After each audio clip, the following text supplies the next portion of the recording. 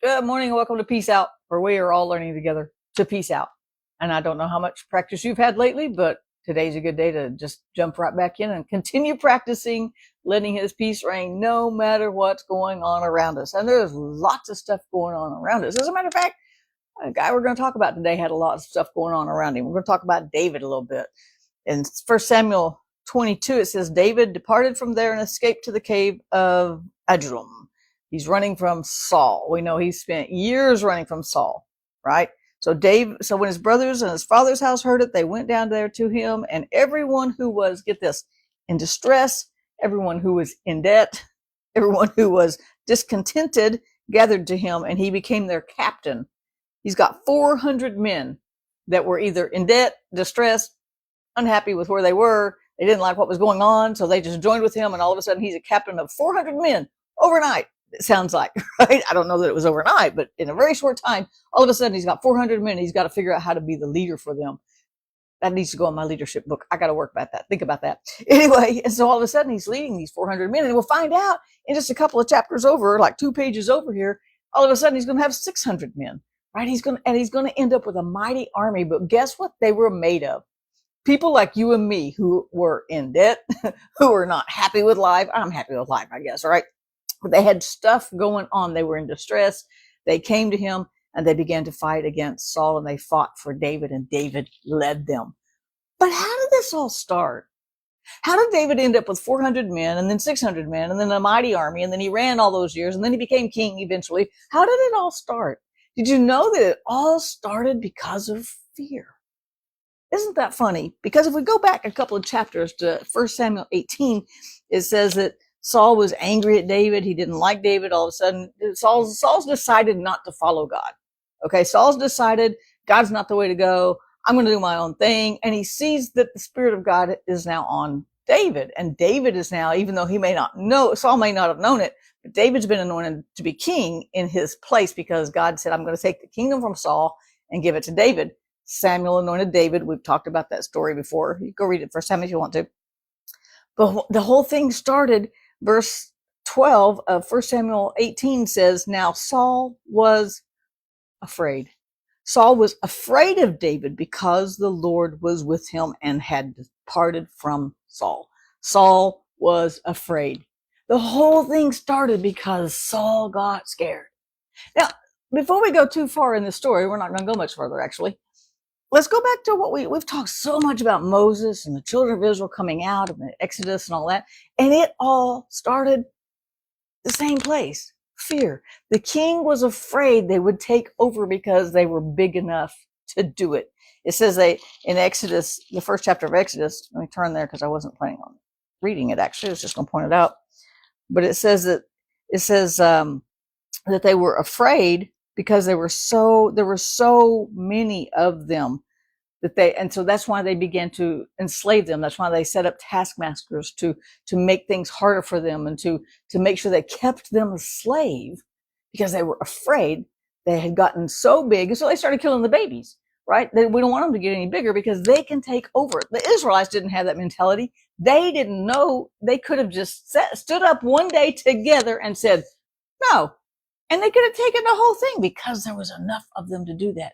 But they were afraid of the king, of the Pharaoh. Pharaoh was afraid of them. It was all seated in fear. And now we see David. He's going to run all these years. Now I'm kind of appreciative of David's running years, because we get Psalm 31 out of it, where he was in the cave. I mean, I wrote a whole devotional over just Psalm 31 days in Psalm 31, just because David learned God in a new way. It was such a character builder.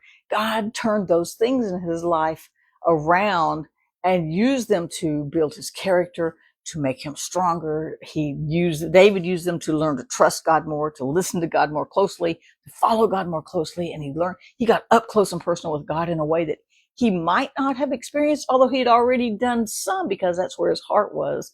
We see that even with the sheep.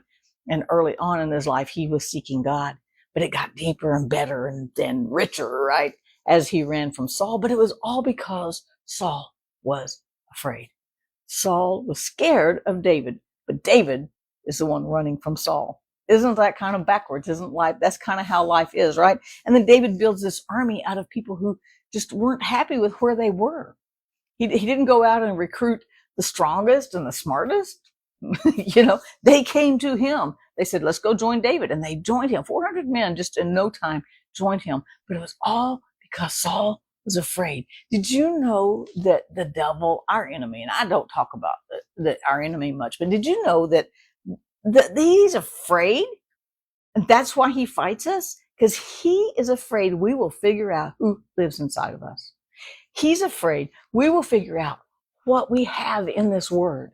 And it all starts with that peace. It starts with the grace. It starts with the mercy, right? He will figure out that he's afraid that we'll figure out who we are in Christ and that we have the same spirit that raised Christ from the dead living in us. Our enemy is afraid of us, just like Saul was afraid of David, just like Pharaoh was afraid of the Israelites. They are afraid. If the Israelites had figured out who they were and what they had, they would have owned Egypt, right? There wouldn't have been a wilderness journey. There wouldn't have been the journey back up to the promised land. They could have just gone because they wanted to, right? If they'd have just known who they were. David knew who he was, and you'll see I was reading that I read several chapters, and he kept going back to God, going, okay, God, these people are coming against me. What do I do? And God would either say, ignore them, go over here, or go take them. Let's go take them. I've given them to you. But he learned to listen to God, and he became a powerful force in the land in that day. Saul was right to be afraid. Our enemy is right to be afraid, because if we figure out what we have in this word right here and what God put inside this cracked clay pot right here, that we have that spirit that raised Christ from the dead, that we have that the treasure, it says, in this earthen vessel, that God is trying to reveal to us the face of Christ so that we look like him as he is, so are we in this world. If we start figuring those things out, he won't know what else to do. So no wonder he throws stuff at us all the time, trying to get us to fear, trying to get us to doubt, those are the enemies of our soul, right? Fear, doubt, unbelief. Those things are the enemies of our souls, right? Trying to get us off course, trying to distract us from what God has given us. He's afraid of us. But we can be like David. We can be like the Israelites and go, you know what? We're going to trust God. And we're going to stand on the first thing we know he gave us is his peace. We have peace with God. Y'all, it's more than just giving us peace in our situations. We have peace with God, the one who can wipe us all out, raise us all up, erase us and start all over, whatever he wants to do. We have peace with the all-powerful God, the king over the universe, the king over the worlds, the king over everything. We have peace with God. That is so much bigger than just having a peace. We do have peace in our little situations, right? Absolutely. We have peace. We can pursue that peace in a relationship. We can pursue peace in our finances. We can choose peace every single day over and over and over again. And that's what we've been talking about. But our peace is bigger than that. We have peace with God. We can relax. God's not mad at us. And if we figure that out, our enemy is worried that we're going to figure that out. He's scared that we're going to figure out the things in this book that are ours, the things from the heart of God that are ours. And that what really scares him is that we might even learn how to walk in it, right? And so that's the seat sometimes of our conflict, because we don't quite, we can really have peace? I'm a mess.